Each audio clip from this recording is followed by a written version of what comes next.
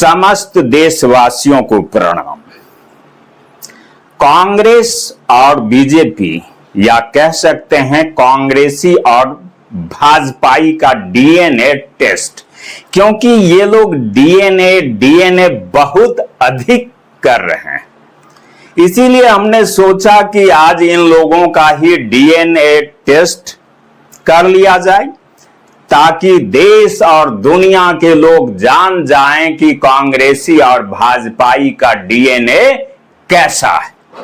तो चलिए वीडियो को स्टार्ट करते हैं।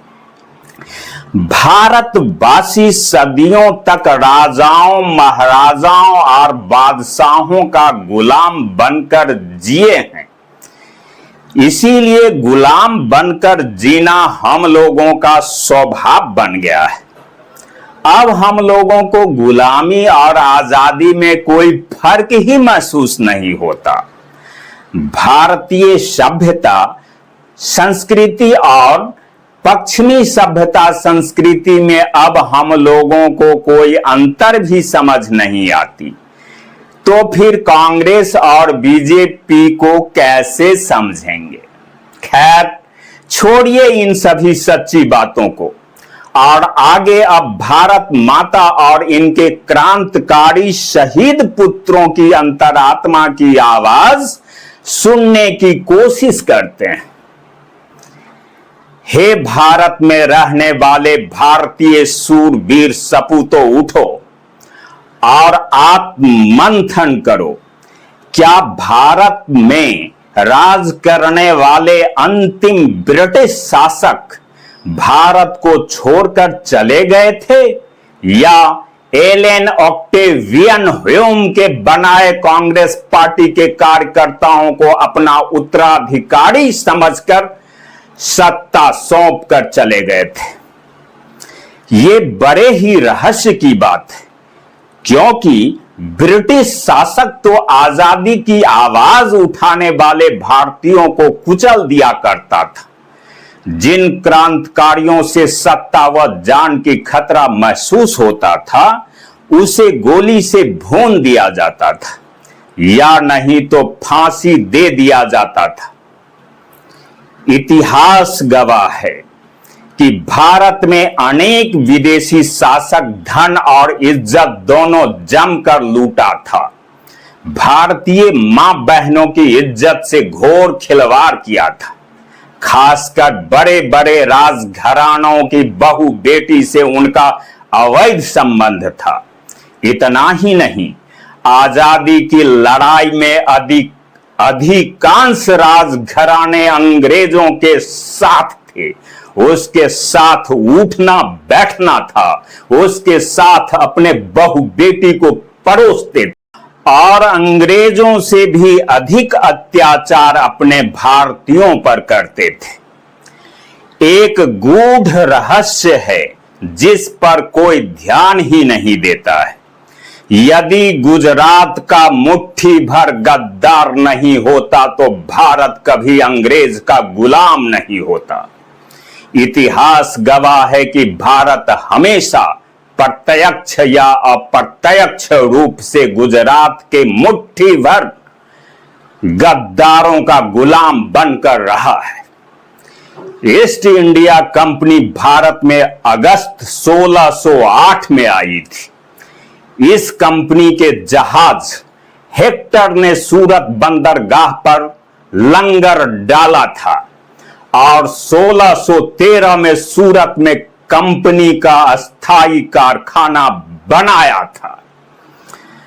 अब जब अंग्रेज को भारत छोड़े हुए करीब 78 साल हो गए, तो अचानक 2014 में कुछ लोग शोर मचाने लगे, भारत माता की जय, वंदे मातरम, मैं देशभक्त हूं, तिरंगा हमारी पहचान है, आदि आदि क्या नहीं नारा लगाए। कुछ समझ में नहीं आ रहा था कि ये आवाज उठाने वाले लोग आखिर कौन हैं। मन में अनेक प्रश्न उठना स्वाभाविक है। क्या ये आवाज की गुंज अंग्रेज के नाजायज वंशजों की तो नहीं है? कारण एक भारतीय अपने ही देश में भारतीय होने का नौटंकी क्यों करेगा? हां, यह सत्य है कि कुछ संस्था भी आजादी की लड़ाई में अंग्रेजों के साथ थे। खैर, अभी इन चिंताओं को छोड़ दीजिए, लेकिन पुनः आत्ममंथन करने की बात है कि यदि भारत को अंग्रेज सचमुच में आजाद कर दिया होता और भारत में भारतीयों की सरकार होती, तो फिर किसान, मजदूर, गरीब, बेरोजगार, युवा, कवि, साहित्यकार, इतिहासकार, विद्वान, संगीतकार, कलाकार, नौकरशाह अर्थात पूरे देशवासी भारत सरकार का गुलाम नहीं होता। लोकतंत्र के चारों स्तंभ विधायिका, कार्यपालिका, न्यायपालिका और मीडिया से जनता का भरोसा खत्म नहीं हो जाती। सरकार एक के बाद एक महा घोटाला नहीं करती।